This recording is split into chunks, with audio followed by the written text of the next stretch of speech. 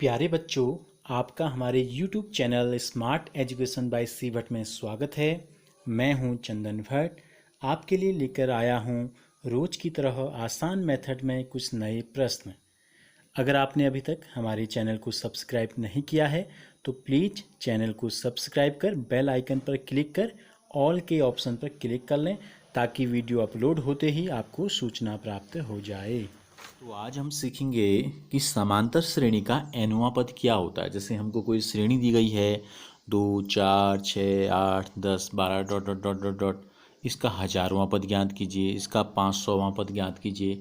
तो क्या छोटे छोटे पद तो हम निकाल सकते हैं, गणना कर सकते हैं, लेकिन जब बहुत दूर के पद होंगे, बड़े होंगे, उनको निकालने में हमको क्या होगी, दिक्कत होगी। तो इसके लिए हम क्या करते हैं कि समांतर श्रेणी के पैटर्न को हम देखते हैं और कोशिश करते हैं कि इसका एनुआ टर्म यानी कि कोई भी टर्म अगर हमसे पूछा जाए तो हम आसानी से कैसे निकाल सकते हैं। ठीक हो गया। तो इसके बारे में परिचय में हमने आपको डिटेल से बताया है। तो हम क्या करते हैं, समांतर श्रेणी के पहले पद को A1 से डिनोट हम करते हैं या सिंपल A से हम डिनोट करते हैं। तो पहले पद को हमने अगर A ले लिया तो दूसरा पद क्या होता है, हर अगले वाले पद में एक समान अंतर होता है। तो हम क्या करें, उस अंतर को जोड़ते जा रहे हैं हर अगले पद में। तो दूसरा पद क्या हो गया, वो सार्वंतर जो होता है, कॉमन डिफरेंस, उसको हमने प्लस डी कर दिया।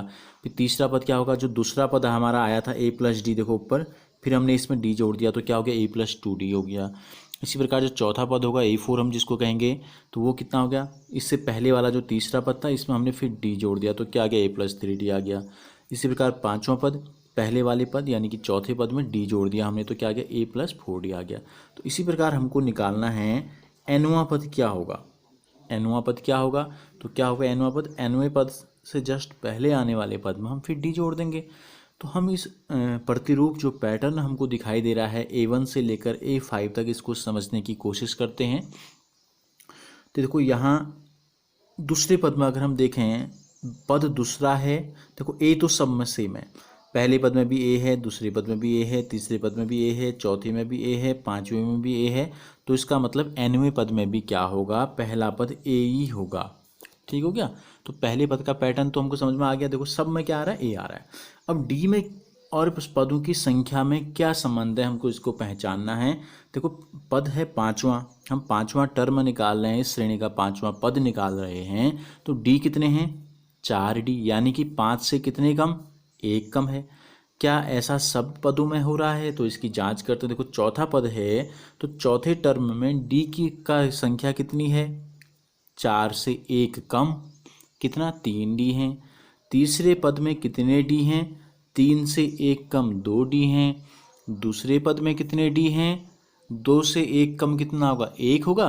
तो एक D हमको दिखाई दे रहा है, इसका मतलब 1D है। ठीक है। तो पहले पद में कितने D हैं, 1 से 1 कम अगर हम कर देंगे तो कितना आ जाएगा, 1 से 1 कम, 1 से 1 कम होगा 0D। तो हम इसको ऐसे भी लिख सकते हैं, A प्लस 0D। तो अब हमको ये पैटर्न यानी कि प्रतिरूप हमको पता चल गया कि D का मान कितना आ रहा है, जिस नंबर का पद हम निकाल रहे हैं उस पद से 1 कम। अब हम कौन सा टर्म निकाल रहे हैं, कौन सा पद हमको निकालने की हम कोशिश कर रहे हैं, एनवा, एन का मान कुछ भी हो सकता है। तो यानी कि D कितने होंगे, n से 1 कम। तो n से 1 कम करने के लिए हम क्या करेंगे, n में से 1 घटा देंगे। तो ये हमको प्राप्त हो गया an बराबर A plus n minus 1 into D. जो हमको प्राप्त हुआ ये, इसको हम बोलते हैं समांतर श्रेणी का व्यापक पद, जनरल टर्म कहते हैं हम इसको। क्या कहते हैं हम इसको, जनरल टर्म कहते हैं। तो इस सूत्र का प्रयोग करके हम क्या कर सकते हैं, दी गई किसी समांतर श्रेणी का कोई भी पद निकाला जा सकता है। अगर एनुआ पद दी गई AP का अंतिम पद हो तो हम क्या करते हैं, ऐसी कंडीशन में AN को हम L कहते हैं। L का मतलब होता है लास्ट टर्म। ठीक है। कब, जब AN अंतिम पद हो, AN क्या हो, अंतिम पद हो। अब हम क्या करते हैं, इस सूत्र जो हमने निकाला, व्यापक टर्म जो हमने निकाला, AN बराबर A plus n minus 1 into D, इसका प्रयोग कैसे करते हैं। अब देखो इसमें कुल कितनी राशियां हैं, देखो एक है एनुआ पद, एक है पहला पद, 2 हो गए। n हो गया पदों की संख्या, n क्या है यहाँ पर, n हो गया आपका पदों की संख्या, 3 हो गई। और चौथा है आपका D, सार्वंतर। D क्या है, डी को हम बोलते हैं सार्वअंतर, और ए क्या है, ए होता है प्रथम पद। तो क्या करेंगे हम इस सूत्र का प्रयोग करेंगे। देखो 1 2 3 4 राशियाँ हमको इसमें दी गई हैं व्यापक टर्म में। तो हमको होता क्या है, हम इस सूत्र का प्रयोग कैसे करते हैं, कोई भी 3 राशियाँ इनमें से हमको दी गई होंगी तो चौथा आसानी से निकाला जा सकता है। अब मैं आपको ये बताऊंगा कि 3 दिए रहने पर चौथे को कैसे निकालते हैं। तो प्रश्नावली 5.2 में जो पहला प्रश्न हमको दिया गया है, देखो इसमें कितना है, 1 2 3 4 5 सवाल में दिए गए हैं। और हमने आपको बताया था जैसे कि व्यापक टर्म में क्या है, 4 राशियाँ थी, 1 2 3 4। तो क्या दिया है हमको, पहला पद दिया है 7, दूसरा पद दिया है 3 और तीसरा पद दिया है n। तो nवां पद क्या होगा हमको ये बताना है। ठीक है, तो इन सभी सवालों में एक एक राशि क्या है मिस कर रखी है, यानी कि रिक्त स्थान छोड़े हैं, उनका मान हमको बताना है। तो हम क्या करते हैं, पहला जो प्रश्न है, ए का मान 7, डी का मान 3, एन का मान 8 हम नोट करते हैं और ए एन हम निकालते हैं। ठीक हो गया। तो ये हो गया, हमको क्या दिया है पहले में, पहले का जो पहला है, ए का मान हमको दिया है 7, डी का मान दिया है सार्वंतर 3, एनवां पद है 8 और ए एन हमको बताना है। तो देखो क्या है, एनवें पद का व्यापक टर्म जो हमने आपको बताया था, एनवां पद जो होता है वो होता है प्रथम पद और एन से एक कम डी, ये होता है ए एन। एन का मतलब ये देखो कितना दिया है, 8 दिया है। तो हम क्या करेंगे, ए एन के स्थान पर हम रख देंगे 8, यानी कि हमें 8वां पद बताना है। ए एन जो हमें यहाँ बताना है, तो एन का मान भी हमको दिया है 8, तो कितना हो जाएगा, देखो ए की जगह पर हम रख देते हैं। चलो पहले तो ए और डी के फॉर्म में निकाल लेते हैं। ए हो गया, एन का मान रख देते हैं 8 ऋण 1 और डी, तो कितना हो जाएगा, ए धन 7 डी। 8वां पद है तो डी 1 कम हो जाएगा। तो ये हो गया हमारा, ए का जो मान है कितना है, देखो यहाँ दिया है हमको 7, धन की जगह हम धन लगा देंगे, 7 डी का मतलब 7 गुणा डी, डी का 7 गुना है, डी का मान है 3। तो कितना हो गया, 7 धन 7 21, 21 में 7 जोड़ देंगे तो कितना हो जाएगा, 28। तो किस प्रकार से जो पहला सवाल हमको दिया गया था उसमें हमने क्या निकाल लिया, एनवां पद हमको पूछा था, यानी कि 8वां पद, और 8वें पद का जो मान आ गया वो आ गया 28। इसी प्रकार दूसरा जो प्रश्न हमको दिया गया है, इसमें देखो क्या है, ए का मान ऋण 18 है, डी रिक्त स्थान है तो यानी कि डी का मान हमें बताना है, एन का मान 10 दिया है और एनवां पद दिया है 0, ए एन का मान कितना दिया है, 0 दिया है। तो जो चीज़ें हमको दी गई हैं उनको नोट कर लेते हैं। देखो ए का मान हमको दिया है, पहला पद इसमें दिया है ऋण 18, डी का मान रिक्त स्थान छोड़ा यानी कि आपको बताना है, एन के सामने लिखा है 10 यानी कि एन का मान 10 है, और ए एन एनवां पद लिखा है 0, एनवां मान क्या लिखा है, 0 लिखा हो गया। ठीक है, तो हमें क्या करना है, एनवां पद हमें बताना है।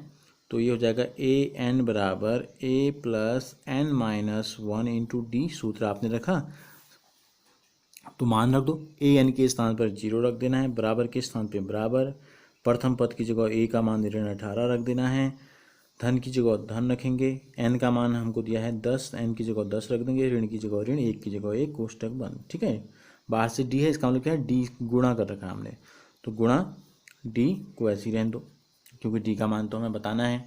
फिर क्या करेंगे, अब ऋण 18 को यहाँ ले जाएंगे तो कितना हो जाएगा, धन 18 हो गया, 0 धन 18 0 नहीं 18, 10 में से 1 घटाएंगे 9, 9 गुणा डी बराबर 18। चाहे तो हम पक्षांतर कर सकते हैं, 9 गुणा डी को यहाँ ले जाएं, 18 को यहाँ ले जाएं, नहीं तो हम ऐसे भी कर सकते हैं, डी को यहाँ के लिए छोड़ दो और 18 के साथ यहाँ क्या आ गया, 9 आ गया। 9 का भाग 18 में देंगे तो कितना आ गया, 2 बार जाएगा, तो डी का मान कितना आ गया, तो डी का मान आ गया 2। ठीक हो गया। तो दूसरे प्रश्न में हमसे क्या था, डी को गायब किया गया था, डी का मान पूछा था। तीसरा जो सवाल है, देखो ए के सामने वाले खाने में डॉट डॉट डॉट कर रखा है तो इसका मतलब है ए का मान हमें बताना है। डी के सामने लिखा है ऋण 3, के सामने लिखा है ऋण 3, बराबर दिया है 18, नहीं एन बराबर दिया है, हाँ एन का मान दिया है 18 और एनवां पद जो दिया है हमको ऋण 5 दिया है। हमें क्या करना है, एनवें पद का सूत्र लगाना है। क्या होता है, ए एन बराबर A plus N minus 1 into D होता है। बराबर की जगह बराबर लगाना है, ए की जगह पर हमको क्वेश्चन मार्क है यानी कि बताना है। एन का मान 18 आपने रख दिया और डी का मान कितना है, ऋण 3, तो तो क्या है, डी और इस कोष्टक के बीच में गुणा का चिन्ह होता है, ठीक है। तो गुणा, कोष्टक बंद कर दिया तो इसका मतलब गुणा है। ए एन का मान कितना है, देखो ए एन का मान ऋण 5 है, तो यहाँ पे ऋण 5 रख देते हैं। तो ये हो गया ऋण 5 बराबर ए धन 18 में से 1 घटाएंगे तो आ जाएगा 17, और कोष्टक में है ऋण 3, ठीक हो गया। तो क्या हो जाएगा, ऋण 5 बराबर ए धन गुणा ऋण ऋण हो जाएगा, 17 हो जाएगा 51। तो पक्षांतर कर सकते हैं, जैसे ए ऋण 51 यहाँ है और ऋण 5 को यहाँ लिख लो। ए बराबर ऋण 5 बराबर के इधर है, ऋण 51 इधर आएगा, तो क्या हो जाएगा धन 51। तो इस प्रकार ए का मान एक संख्या धन में एक संख्या ऋण में तो घटा देते हैं, बड़े में से छोटे को चिन्ह आता है बड़ी संख्या का, तो 51 में से 5 घटा देंगे तो आ जाएगा 46। तो इस प्रकार से हमें क्या पता चल गया, हमको पहला पद पता चल गया इस श्रेणी का। अब पहले के चौथे में जो हमको दिया है, क्या दिया है हमें, ए का मान दिया है ऋण 18.9, डी का मान दिया है 2.5, एन का मान क्वेश्चन मार्क है, और एनवा जो पद है यह है 3.6। एन का मान कितना दिया है, 3.6। तो सूत्र हमको हर बार वही लगाना है, ए एन बराबर A plus N minus 1 into D. क्या किया गया, हर सवाल में अलग अलग चीज़ हमको बतानी है, तो इसमें हमको एन का मान बताना है। तो एन का मान अगर बताना हो तो किस प्रकार से हल करते हैं ये हमको सीखना है। तो ए का मान है ऋण 18.9, धन की जगह धन लगा देंगे, कोष्टक की जगह कोष्टक, एन की जगह एन, ऋण की जगह ऋण, 1 की जगह 1, और डी का जो मान है यह है 2.5। अब हम क्या करते हैं, इस प्रकार के प्रश्न में जब हमको एन बताना होता है तो ये ए को ले आते हैं यहाँ, ठीक है, ए एन के साथ ले आएंगे, ये ऋण है तो बराबर की जब दूसरी तरफ आएगा तो ये हो जाएगा धन 18.9, क्या बच गया यहाँ, बराबर बच गया 9 ऋण 1 गुणा 2.5 हमको प्राप्त हो गया। अब दोनों संख्याएं धन में हैं तो इनको जोड़ देंगे, 3.6 में 18.9 अगर हम जोड़ेंगे तो ये जगह 9 6 15 का 5, हंसिल लगा 1 8 और 1 9, 9 में 3 जोड़ देंगे 12 का 2, हंसिल लगा 1 1 1 और 2 हो गया। एक अंक के बाद दशमलव है, दशमलव लगा दो, बराबर 9 ऋण 1, देखो गुणा 2.5 था तो गुणा को इधर लाएंगे बराबर की दूसरी तरफ, तो कितना हो जाएगा 2.5। तो एन ऋण 1 का जो मान हमको प्राप्त हो गया, जो चीज़ हमको बतानी है उसको हम बाईं ओर ले आए। देखो दोनों में दशमलव के बाद एक अंक है तो क्या हो जाएगा, दशमलव का अंक गायब हो जाता है ऐसी कंडीशन में, ठीक है। तो 25 का भाग इसमें जाएगा 9 बार, तो एन ऋण 1 बराबर हो गया 9, एन ऋण 1 का मान हो गया 9, तो इसका मतलब एन का मान कितना हो गया, 9 धन 1 बराबर 10 हो गया। तो एन का जो मान हमसे पूछा था, रिक्त स्थान हमको एन का मान बताना था, तो उसके स्थान पर क्या आ जाएगा, 10 आ जाएगा। अब पहले का जो 5वां प्रश्न है इसमें हमको दिया है ए का मान दिया है 3.5, डी का मान इसमें दिया है 0, एन का मान दिया है 105, यानी कि इस श्रेणी में 105 पद हैं। तो इन एनवा पद क्या होगा ये बताना है, यानी कि 105वें नंबर का जो पद होगा वो हमको बताना है। एन का मान तो पता चल गया हमको 105 है, लेकिन 105वें नंबर में जो पद होगा वो पद हमें क्या करना है, बताना है। तो सूत्र वही लगाएंगे, ए एन बराबर A plus N minus 1 into D. A N का मान हमें बताना है तो इसको ए एन को ऐसे ही रहने दो, ए का मान रख देते हैं 3.5, एन का मान रख देते हैं 105 ऋण 1, डी की जगह पर रख देना है 0, ठीक है। तो 0 से अगर हम किसी भी संख्या को गुणा करें तो क्या हो जाता है, पूरा 0 हो जाता है। तो ये हो गया ए एन का जो मान आया, ये आया 3.5 धन 104 हो जाएगा, 105 में से 1 घटाएंगे तो 104 को 0 से गुणा करेंगे तो क्या आ जाएगा 0, और 3.5 में अगर हम 0 जोड़ देंगे तो क्या प्राप्त हो जाएगा हमें 3.5, ठीक हो गया। तो ए एन का जो मान आया ये आ गया 3.5 आ गया, ए एन का जो मान आ गया कितना आ गया 3.5, यानी कि इस एपी का एनवा पद, एनवा का मतलब 105वें नंबर का जो पद है ये क्या आ गया 3.5 आ गया।